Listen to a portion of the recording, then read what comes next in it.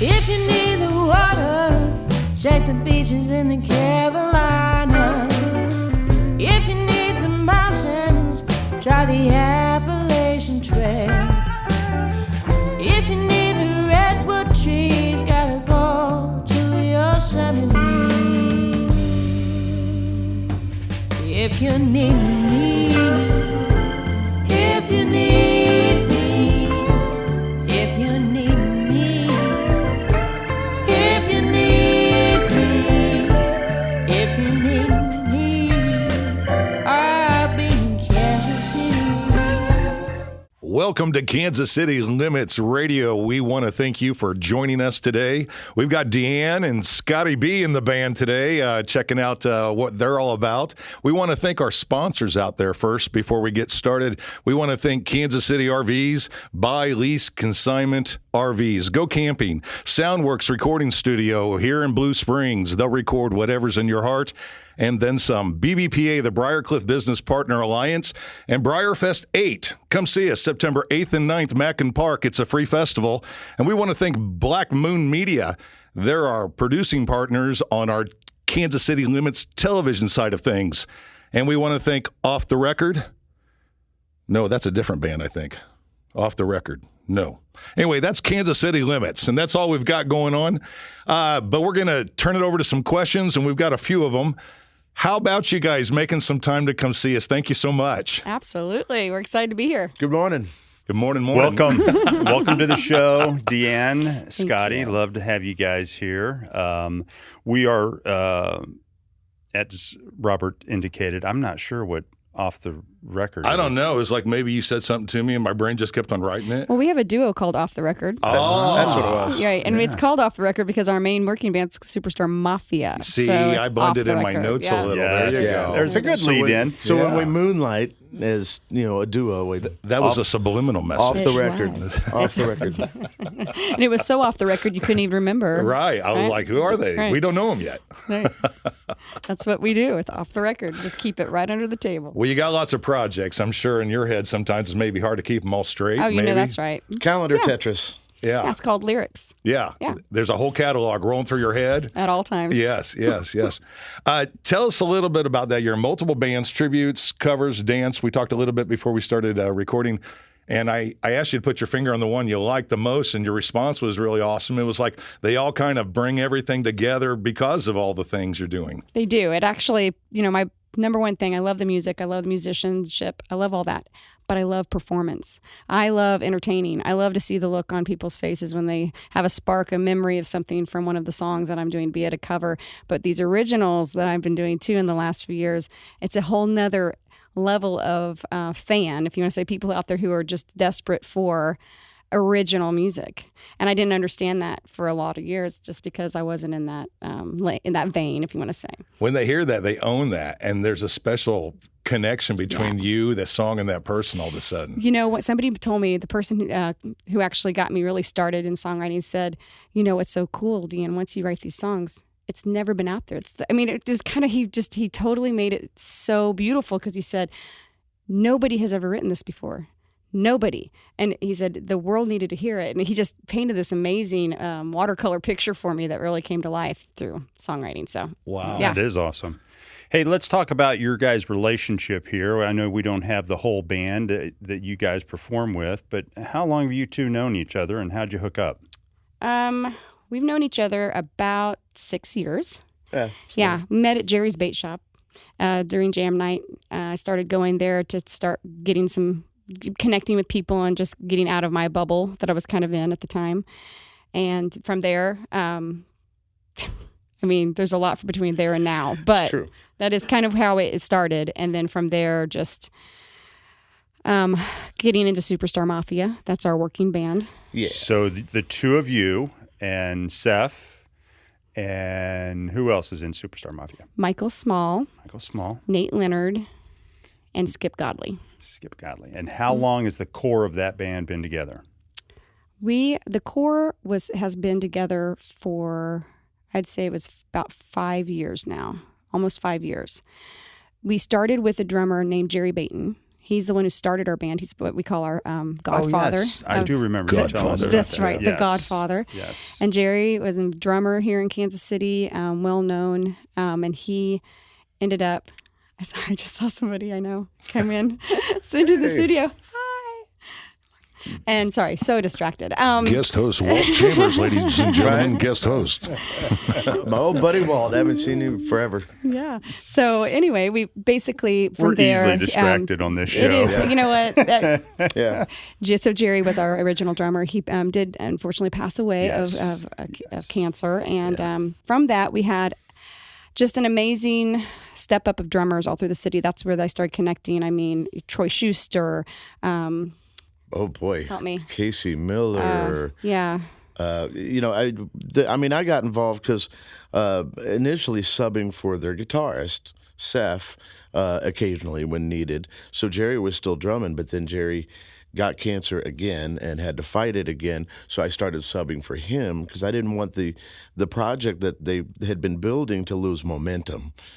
So when available, I was subbing. And then when we got in lockdown, we found a cool way to rehearse together over the internet. So I was rehearsing with him anyway, and I just said, I'm just going to join him. As drummer? As drummer. Yeah. So... Well, we had featured you But, yeah. last year on one of the band segments, one of the street shows that we did. Well, that's how I met you, I think, was at a Superstar Mafia. I think you guys were at the Vivo. It was Brewtop South, actually. Oh, yeah. Oh, that's right. It was Brewtop South Yeah. where we did. Right That ne- was a great venue. Yeah, What it a was. good night that was for you guys. And I remember the conversation, though. I remember when we were in the room and we were talking about Jerry and all of that. So Yeah, so that's how we connected. And then from there, of course, just projects started kind of unfolding, and you find your niche of where you work well with somebody and you can create what easily. came next? I had been songwriting on airplanes through my job that actually I've been away from for about a year and a half. I'm full-time now with music, but What were you doing before? healthcare staffing. So I onboarded. I did the onboarding of MSP, so managed service provider for a temp staffing agency. So I would travel all over the country, New York all the way to Alaska. So it was a lot of airtime, a lot of time to write. And so I wrote songs, and I just kind of started playing around through a friend. My friend Kurt Coolidge is the one who actually sparked it. And then from there, I wrote a song called Siren, and we recorded it in a studio, and it was amazing, but there was no live musicians. So it was a very different experience. Really enjoyed it, and then kept writing, and then COVID hit. I had my working band, and from there, I had all these songs, started just grabbing my guitar and recording myself and putting it out on social media. I had several people reach out, Tyson and Go-Go and Troy Schuster, and they were all just being so Berkwins. supportive. Yeah, they were like, hey, don't stop. I know it's COVID right now, but we'll get you in a studio. You need just to look around and just start playing with it. Don't give up. Just keep on putting that stuff out there. And that encouragement was like, okay, great. Next thing I know, I have Scotty reaching out saying, hey, I think we could do this all remote. Would you want to record some of this and turn maybe do a little recording at your house? I literally put my dining room table and everything on Facebook Marketplace, and within 4 hours, I sold it and it was gone. They came and picked it up that night. And I turned my dining room into a recording studio, and it's still there. And I still So how use did it. that work? You guys would just do WAV files and then share them? It was all folder management, Yep. So you have to think of it in advance how you're going to do this. Once we fleshed out the arrangements, Yeah. we'd meet over Zoom or Jam Kazam to talk during this. But and I had her install Audacity on her computer and get a decent large diaphragm condenser mic, and I did most of the tracks, but then outside of my skill set, we'd get in touch with whatever musician we wanted to, but they had to have a home studio because of the circumstance. So I'd have them lay down a track, send it to the cloud, send it to me. So there's all these musicians from all over the states, but nobody left their home. Right. So, but what happened is before all that happened, Everybody sold their is I had tables. already thought in my head, okay, I know I want this person to be on this song. I know because I would see, especially during COVID, everybody they were going live, right? And they wanted to put their stuff out. So, I mean, you talk about opening up Pandora's box when it comes to musicians and connection. I already thought I was connecting quite a bit through the jam sessions, through the jam nights and stuff. Not until when this happened, it was just like, wow. Shane Borth did all the fiddle work on my songs. He's amazing. I had Eric Nettle do some. He did a bunch of stuff. Just I had a lot of people. Who's harmonica? I know. Rory Hoffman. Out of Nashville. So he and yeah. Tyson were both in Nashville, but they sent their tracks. Mm-hmm. But Rory, I wanted like on the last tune that you wrote for the album, so it was kind of written later, but I wanted a really good chromatic harp player. And I don't know of one in Kansas City personally, so I asked Tyson, and he hooked me up with Rory. And Rory's a known musician there.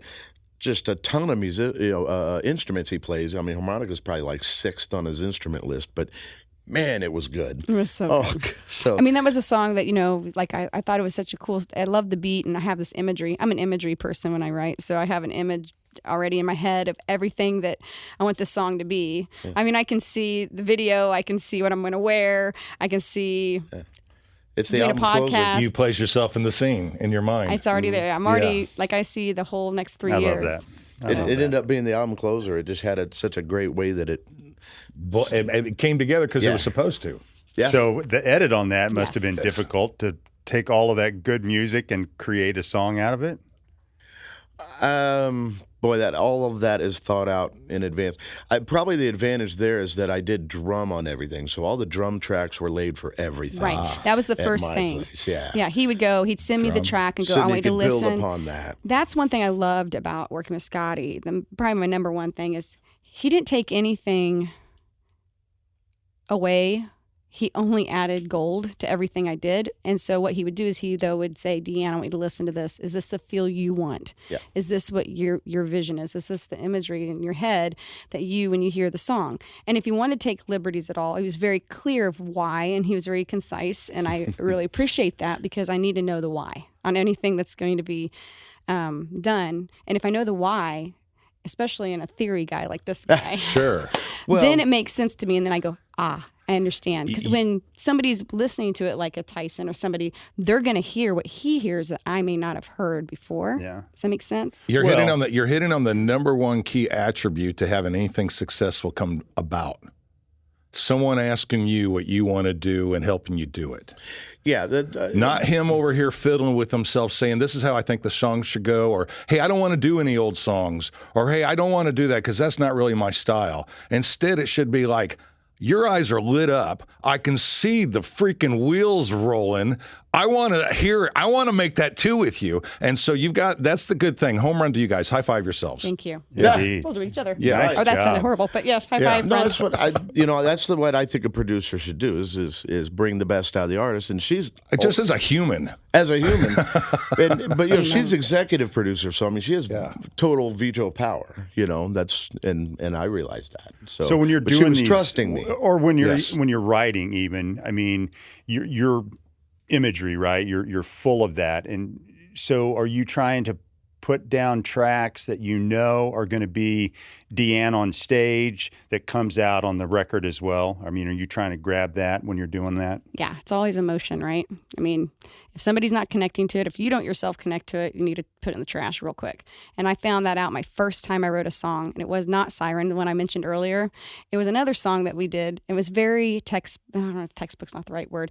It was a test. It was kind of this thing that a friend of mine said, okay, I've got these 50 questions I came up. They're very unique. We're going to just pull all this information out, and then we're going to write a song with all of that head knowledge that I know about you. We're going to write a song together.